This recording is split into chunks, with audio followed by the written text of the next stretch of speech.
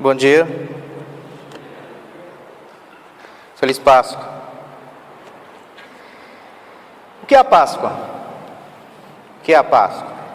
Bem, no Antigo Testamento, a Páscoa representava a passagem de Deus pelo Egito, onde Ele castigou o povo egípcio, libertou o seu povo. No Antigo Testamento, a Páscoa representava isso. No Novo Testamento, a Páscoa representa a passagem da morte para a vida, ou seja, a ressurreição de Jesus. Isso representa a Páscoa, verdadeiramente. Por isso, eu mais uma vez quero te desejar Feliz Páscoa, feliz passagem da morte para a vida, pois verdadeiramente foi isso que Cristo fez em nosso viver. Verdadeiramente foi isso que Ele fez conosco. Bem, hoje é a última mensagem do mês de março, onde o tema principal foi por você. No primeiro domingo, o pastor Dailson nos trouxe uma mensagem muito edificante, onde falou do preço da reconciliação, o preço que Jesus pagou pela reconciliação de nós para com Deus.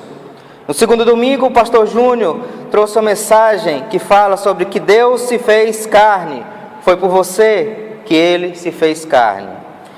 Domingo passado, Tiago trouxe o meu sacrifício, foi por você o sacrifício de Jesus. Hoje, se Deus permitir, vamos estar falando da nossa casa espiritual, da nossa casa eterna. Casa essa preparada por Jesus. Foi por você que Ele foi preparar um lugar. Bem, antes de iniciarmos, nos aprofundarmos a respeito dessa casa espiritual, eu gostaria que nós nos atêssemos, refletíssemos a respeito de alguns aspectos do que Jesus fez por cada um de nós quando esteve aqui nesta terra. Bem, se formos avaliar, analisar de forma aprofundada o que Ele fez, nós perceberemos as características de um resgate. Isso mesmo, as características de um resgate. O que nós entendemos por um resgate? Quando eu te falo resgate, o que vem à sua mente em primeiro lugar? Sequestro. Correto? Muito bem. Quando uma pessoa é sequestrada, é retirada, é tomada a sua liberdade, é privada da sua liberdade por um indivíduo, é quando ela é sequestrada. Qual é exatamente o processo que se apresenta diante dessa atitude? O sequestrador geralmente pede um resgate. Se não é sequestro. Tanto que criminalistas, eu já vi isso em reportagens e filmes, criminalistas afirmam que quando o indivíduo não pede resgate, não é sequestro. Pois bem, resgate. Daí então a família da vítima providencia o pagamento desse resgate. Ou seja, ela oferece ao sequestrador uma determinada quantia ou qualquer que seja a exigência do mesmo. Prepara-se esse valor para entregar ao sequestrador em troca da vítima, para que essa pessoa retorne à família, ao seio da família. Se formos observar o que Jesus fez por nós perceberemos essas características. O homem, quando caiu no jardim, quando desobedeceu a Deus, o homem foi sequestrado pelo pecado, se permitiu ser apanhado pelo pecado e se tornou refém do pecado, se tornou escravo do pecado. Porém, Jesus resgatou o homem deste sequestro. E para isso, assim como nas mesmas características de sequestro, como nós vimos, Jesus pagou o preço. Pagou o preço para que para que você pudéssemos verdadeiramente vivermos, para que eu e você pudéssemos retornar ao seio da nossa família, que é Deus. Ele pagou um preço alto para que eu e você pudéssemos ter novamente comunhão com a nossa família, que é Deus, para que eu e você pudéssemos retornar para casa. Para casa. E sabe por que ele fez tudo isso? Porque você é importante para Ele. Você é importante para Ele. Às vezes nós ouvimos por aí a expressão: fulano não vale nada. Errado. Errado. Ele vale o sangue do Filho de Deus. Ele vale o sangue do Filho de Deus. Nós temos as nossas fragilidades. A vida nos impõe uma série de dificuldades. Esse mundo nos impõe uma série de limitações. A vida é difícil. Viver nesse mundo é difícil. A sua vida como está? Está difícil? A sua vida está te impondo dificuldades, sofrimentos? A vida está difícil? Vou te dizer uma coisa, que é uma grande verdade. Relaxe. Quando voltar para casa, tudo vai passar. Porém, essa casa na qual me refiro, não é uma casa feita de tijolos, situada numa determinada rua da cidade de Fortaleza. Não. É uma casa espiritual. É uma casa que não importa o que aconteça, não importa que terremotos não derrubam, ventos não derrubam, que o tempo não envelhece. É uma casa eterna. Uma casa eterna. Você crê nisso? Crê? Amém. Porque é verdade. Porque é uma grande verdade. Em João 14, do 1 ao 3, a passagem que o Cacá acabou de ler, nós percebemos três fundamentos que nos assegura que esta morada eterna, verdadeiramente, nós um dia moraremos. Que nos assegura, que nos dá a certeza de que um dia poderemos viver eternamente nesta morada. Logo no primeiro versículo de João 14, diz: não se turbe o vosso coração, credes em Deus, crede também em mim. Nesse primeiro versículo, o primeiro fundamento que Jesus nos apresenta é que Ele nos anima a acreditar nesta crença, de que um dia moraremos com Ele, nessa casa espiritual, nessa casa eterna. Ele nos anima a isso. Porém, antes de nos deliciarmos neste ânimo que Jesus injeta no nosso cristianismo, eu gostaria que nós analisássemos algumas coisas sobre esse primeiro versículo. Bem, em que contexto este primeiro versículo, em que contexto Jesus faz esta afirmação de ânimo? Em que contexto? No capítulo anterior, no capítulo 13, vejamos o que está acontecendo. Era antes da festa da Páscoa. Era a festa da Páscoa. Muito bem. Jesus se aprontava para a Páscoa e durante esse momento Jesus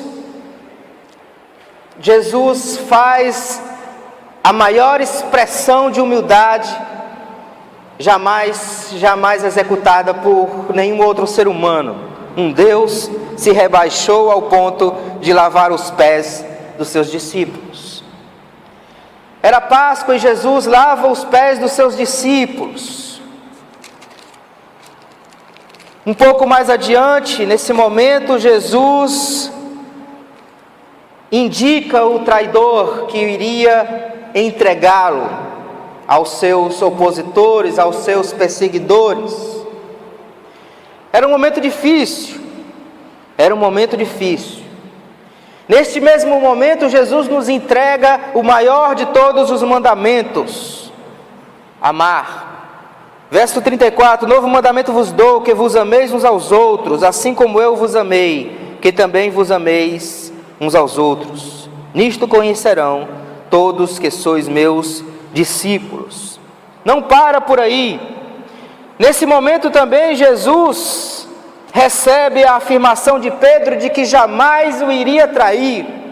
Porém Jesus sabia que Pedro o negaria 3 vezes. Nesse momento Jesus também, diante de tantas dificuldades, Jesus tinha em mente o que o esperava: a crucificação. Uma situação marcante até mesmo para o Filho de Deus, pois o Espírito está pronto, mas a carne é fraca.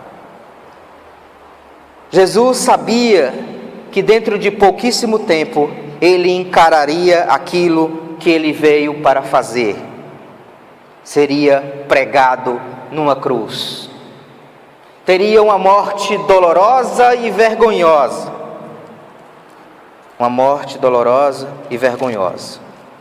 Foi nesse contexto que Jesus animou os irmãos. Foi nesse contexto que Jesus animou os seus discípulos para que crescem, para que continuassem. Jesus sabia que a situação ia ficar complicada.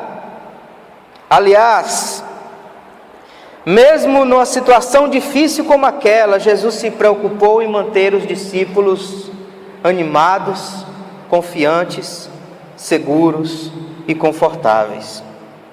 Jesus, neste contexto, afirmou: não se turbe o vosso coração, credes em mim, credes em Deus, credes também em mim. Aqueles homens, dentro de pouquíssimo tempo, passariam pelas situações mais marcantes da sua vida. Eles seriam postos à prova. Pedro teve medo de revelar que era discípulo de Jesus, tanto que o negou 3 vezes. A situação se tornou fervorosa, se tornou complicada. Jesus se preocupou em animá-los. Com efeito, com essa afirmação, Jesus se coloca como uma âncora que iria sustentá-los diante dessa situação tão difícil.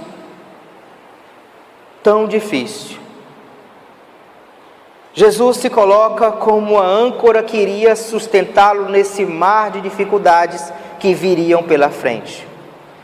Pois a vida desses homens, Jesus foi crucificado, foi crucificado, morto, ressuscitou ao 3º dia, ainda habitou aqui durante alguns dias até subir aos céus.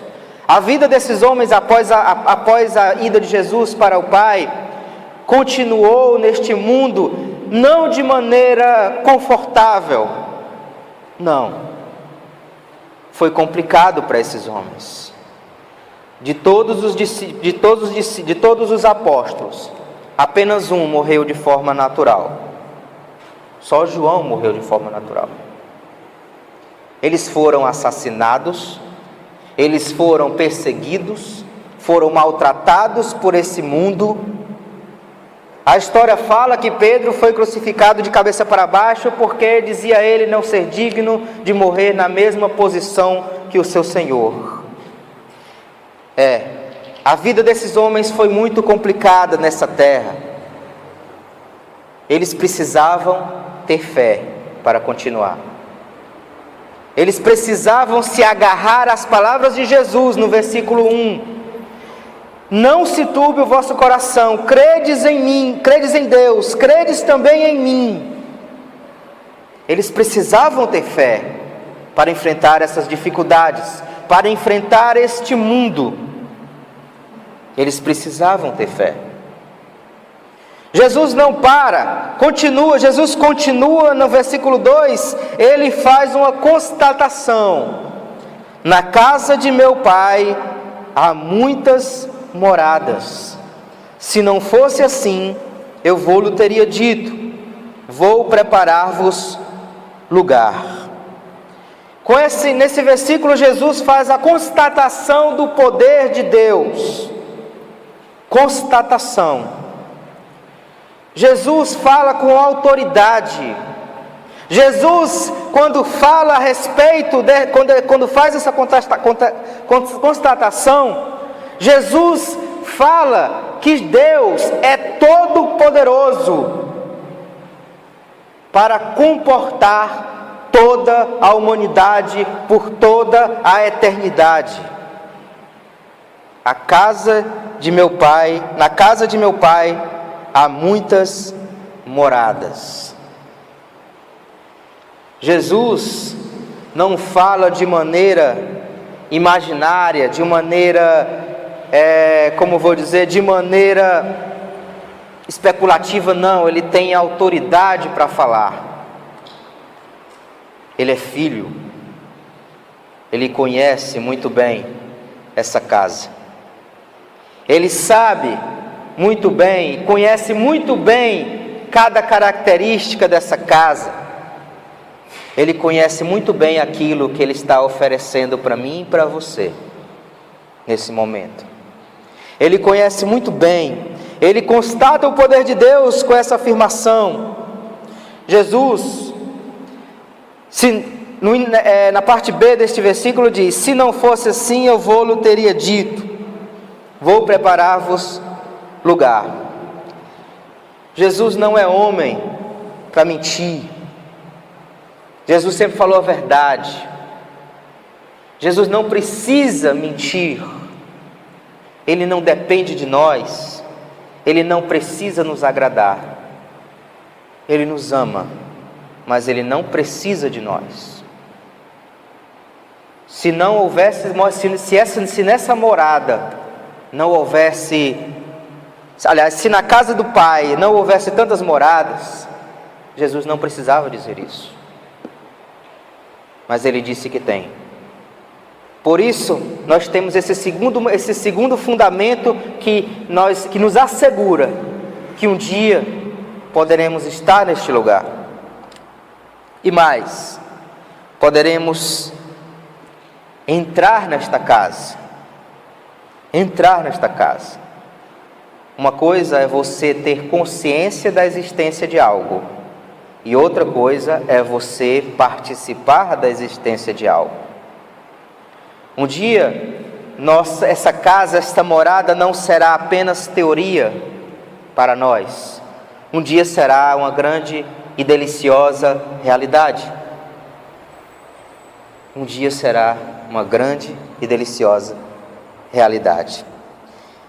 Quando o homem caiu, quando desobedeceu a Deus no jardim, o homem perdeu a condição de frequentar esta casa, perdeu a condição de participar destas maravilhas.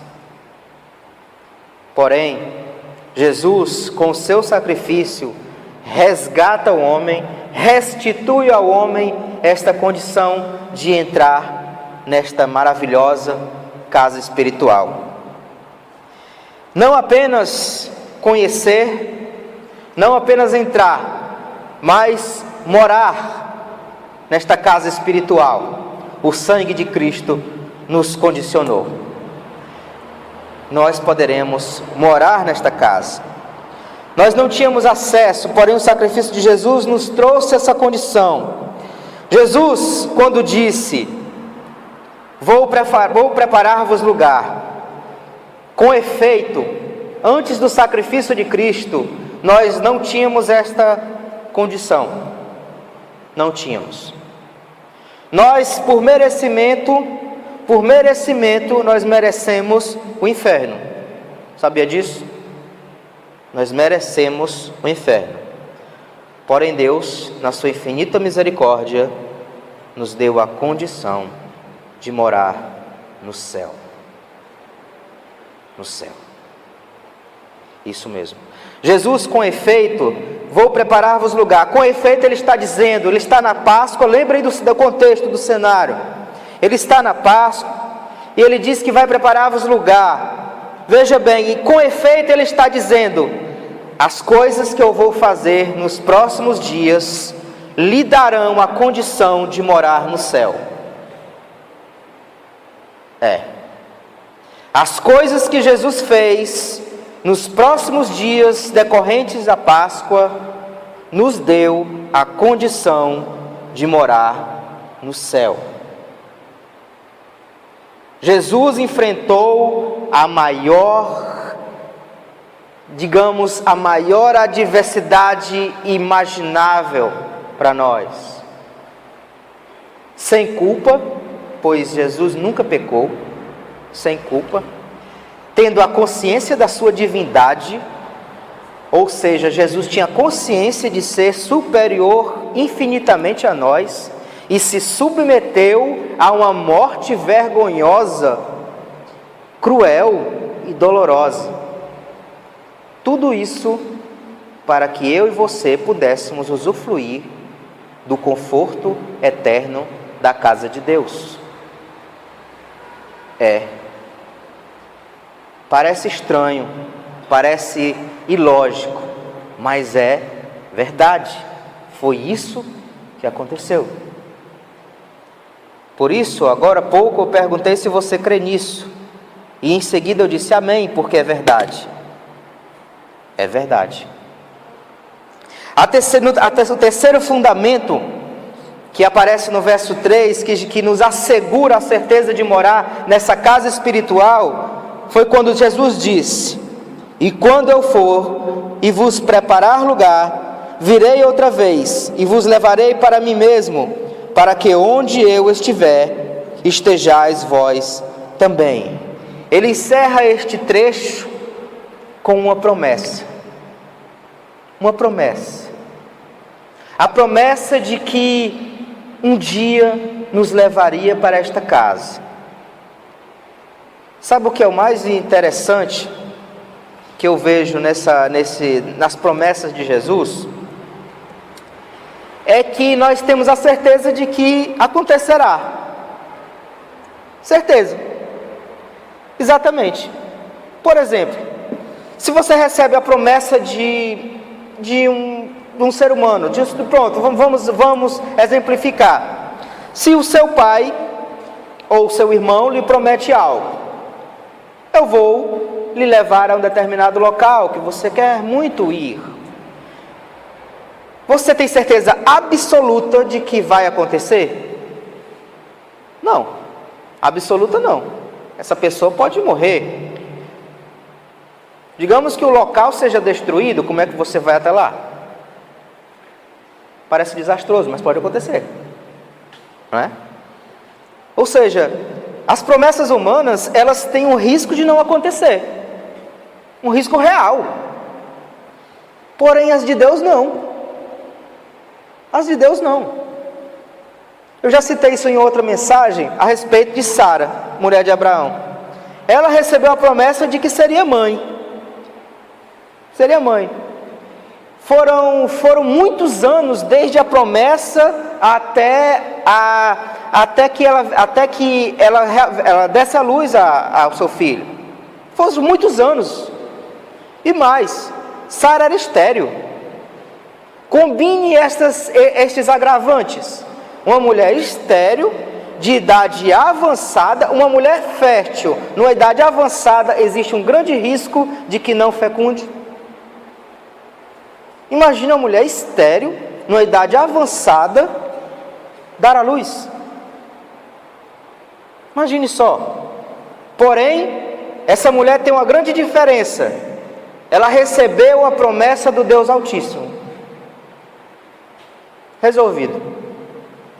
Porque Deus cumpre. E Ele cumpriu. E ela, diante das adversidades que o mundo colocaria como impossível ela dar à luz, essa mulher deu à luz. Porque ela recebeu a promessa do Deus Altíssimo. Deus disse que libertaria o seu povo dos egípcios, uma nação extremamente poderosa da época, extremamente poderosa. Quando eu falo isso, imagine o poder bélico dessa nação. Uma nação, ela não se torna poderosa em vão. Não é em vão. Não é porque ela é politicamente interessante ao mundo. Não. O que dá poder a uma nação é o poder bélico, é o poder militar, é a grande verdade. A nação egípcia era extremamente poderosa na época, porém Deus disse que libertaria o seu povo, e que prevaleceria sobre essa nação. Diante dessa afirmação, se você fizesse essa afirmação, naquela época, seria um absurdo. Puxa vida, vai vencer essa nação que quase ninguém vence, Porém, foi o Deus Altíssimo que fez essa promessa, e Ele fez. Ele prevaleceu sobre essa nação. O versículo 3 de João 14 também é o Deus Altíssimo que está prometendo. Então, este terceiro fundamento nos dá a certeza de que um dia moraremos nessa casa espiritual, nessa casa eterna, porque foi Ele que disse, porque foi Ele que prometeu. Ele prometeu que virá nos buscar. Jesus disse: quando eu for e vos preparar lugar, virei outra vez e vos levarei para mim mesmo, para que onde eu estiver, estejais vós também. Ele virá nos buscar, porque Ele fala a verdade, porque Ele tem poder para cumprir o que diz, porque Ele nos comprou, e pagou com o próprio sangue, porque Ele nos resgatou do lamaçal de pecado que nós estávamos, porque Ele nos retirou do fim trágico que nos esperava, o inferno. Ele virá nos buscar, porque Ele nos ama. Você deixaria para trás alguém que você ama? Deixaria? Eu não. Eu não me vejo, eu não consigo me ver bem em um local ou numa situação em que aqueles a quem eu amo, eu tenha deixado para trás. Eu os levaria.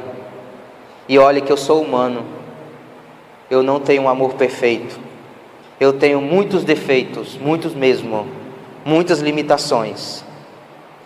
Jesus, que detém, que é o próprio amor, o amor perfeito, fez essa promessa, e Ele nos ama, e jamais nos deixará, e onde Ele estiver, olha só, não são minhas palavras, Jesus dizendo, para que onde eu estiver, estejais vós também. Quando falamos de casa, qual é a sensação ou mesmo a primeira ideia que te vem à mente? Conforto, lar, né? Amparo. Muitas vezes o mundo, a correria do dia a dia está nos esgotando, porém quando nós lembramos da nossa casa, nos dá refrigério. E é por aí mesmo. Que possamos nos refrigerar lembrando dessa casa espiritual que Ele preparou para nós. Podemos sonhar com essa casa espiritual, podemos almejar isso, podemos, em verdade, sonhar com essa casa espiritual, porque ela não é imaginação humana, ela é promessa de Deus, para mim e para você. Você que nos visita, eu quero te falar algo especial. A vida, ela traz dificuldades, isso é inegável, você sabe muito bem disso.